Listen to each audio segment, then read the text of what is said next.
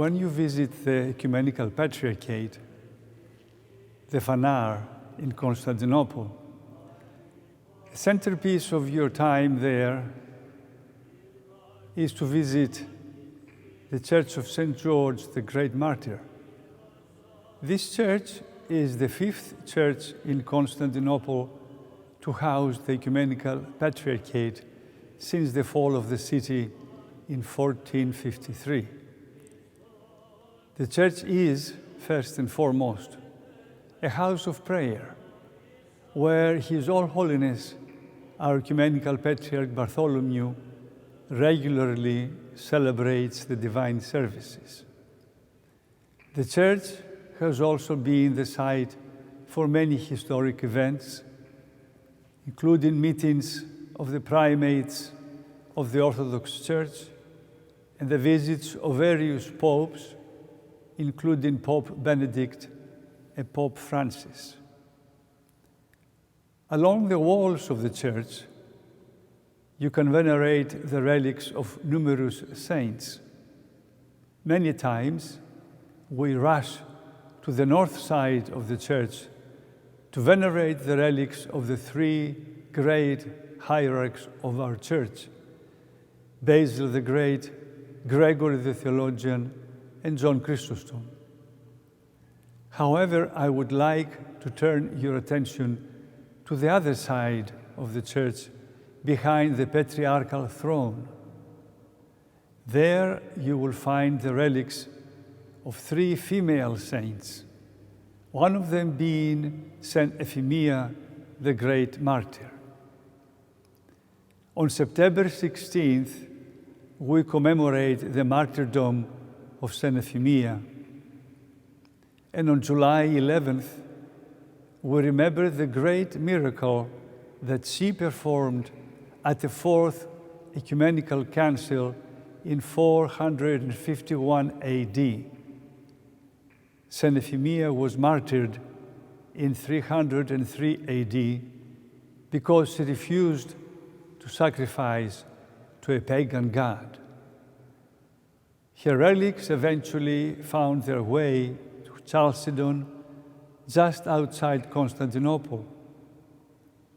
During the 4th Ecumenical Council held in Chalcedon, the debate over the humanity and divinity of Jesus was very contentious. The two sides eventually placed their positions about this matter on Saint Euphemia's chest in her tomb. 3 days later, when they returned and reopened the tomb, the Orthodox position was found in her hand, while the non-Orthodox position was found at her feet. Through the intervention of the saint, the teachings of our church were defined.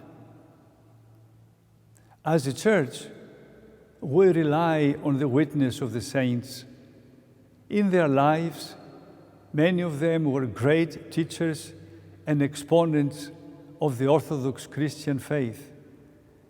For example, we call the 3 hierarchs the great ecumenical teachers, meaning that they taught the entire world. Saint Euphemia is an example of how the intervention of the saints in their deaths also became our teachers and exponents of our faith. Her miraculous intervention at the Council of Chalcedon so many centuries ago ended a contentious debate and upheld the doctrine of the Church about Jesus Christ. When we say and teach that Jesus is one person in 2 natures, we are using the Confession of Chalcedon. When you teach your children to hold their 2 fingers on their palms, when they make the sign of the cross, as a sign of the 2 natures of Christ, you are teaching the Confession of Chalcedon. When we say that these 2 natures are without confusion, without change, without division, and without separation, we are using the same confession. Through the intervention of Saint Euphemia at the Council, this confession became the expression of our faith.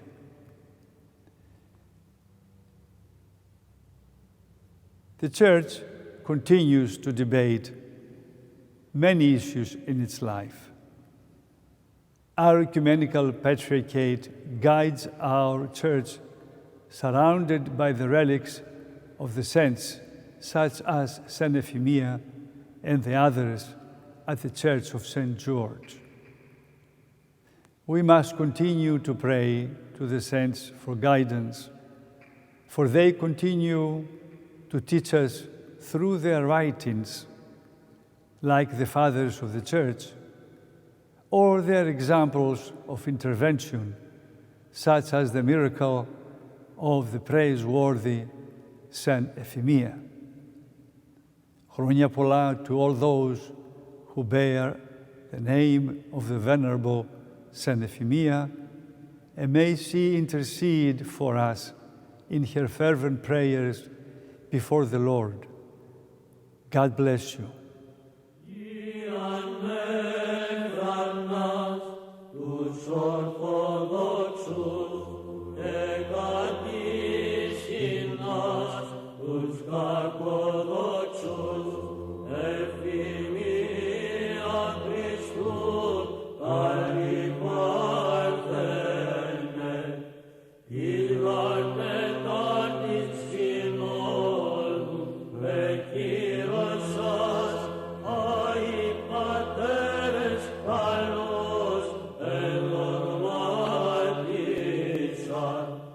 Martyr